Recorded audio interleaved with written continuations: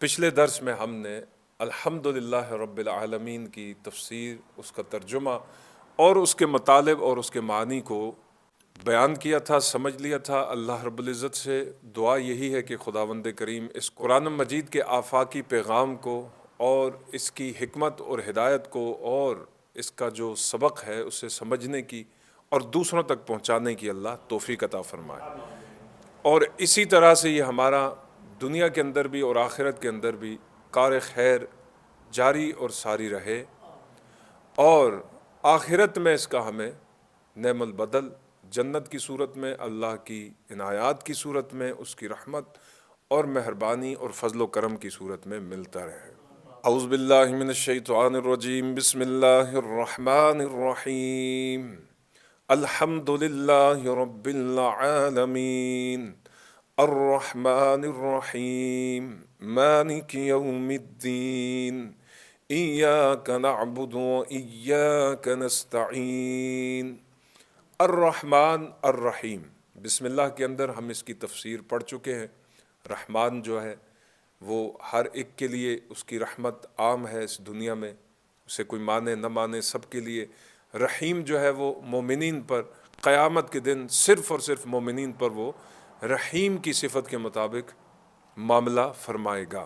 آگے جی ہے مالک یوم الدین، مالک ہے یوم جزا کا، یوم دین کا، یوم قیامت کا۔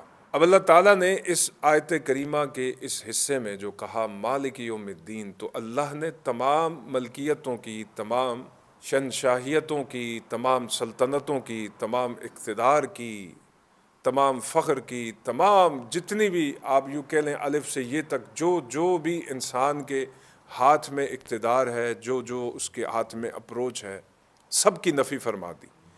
اس دنیا کے اندر اگر کسی کو اختیار حاصل ہے، چاہے وہ سلطنت کا بادشاہ ہے یا 7 سلطنتوں کا شہنشاہ ہے، چاہے وہ کسی ریاست کا گورنر ہے، کسی صوبے کا گورنر ہے، کسی علاقائی یا صوبائی یا جتنی بھی سطح ہے اقتدار کی، اوپر سے لے کر نیچے تک، سب کی سب یہ تحت الاسباب ہیں۔ یہ کیا ہے؟ اب اس کا معنی کیا ہے کہ سبب کے نیچے، سبب کے ساتھ۔ اللہ تعالیٰ نے اس کائنات کا نظام اسباب کے تحت رکھا ہے، اسباب کے نیچے رکھا ہے۔ سبب جب تک پایا جائے گا اس وقت تک کام دنیا کے ہوتے رہیں گے۔ جیسے یہ قلم ہے تو یہ قلم لکھنے کا سبب ہے، قلم کے بغیر نہیں لکھا جا سکتا۔ یہ مائک ہے تو اس میں سے آواز منتقل ہو رہی ہے، ویڈیو کے اندر جا رہی ہے، اور میرے منہ سے نکل رہی ہے آواز آپ کی سماعتوں تک جا رہی ہے۔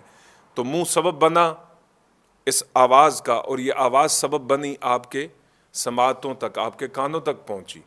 تو اس طرح سے آپ اس کائنات کے اندر دیکھیں تو ہر چیز ایک سبب کے تحت چل رہی ہے، ہر چیز کا ایک سبب موجود ہوتا ہے، یعنی تحت الاسباب۔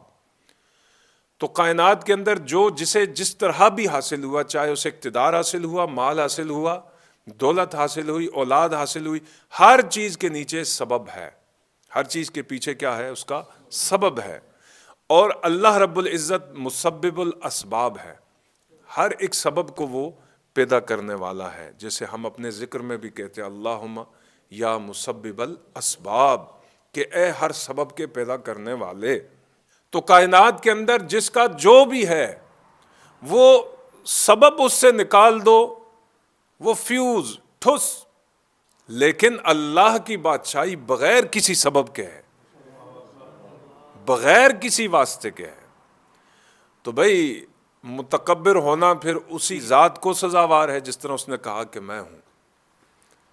ٹھیک ہے، اگر بندہ کتنی بڑی طاقت کیوں نہ رکھتا ہو، آپ کیا جانتے ہیں کہ یہ جو قرآن مجید کے اندر قصے بیان کیے گئے فرعون کے، نمرود کے، کیا یہ چھوٹی سلطنتوں کے مالک تھے؟ آج تک دنیا ان کے اقتدار کے اوپر ریسرچ کر رہی ہے۔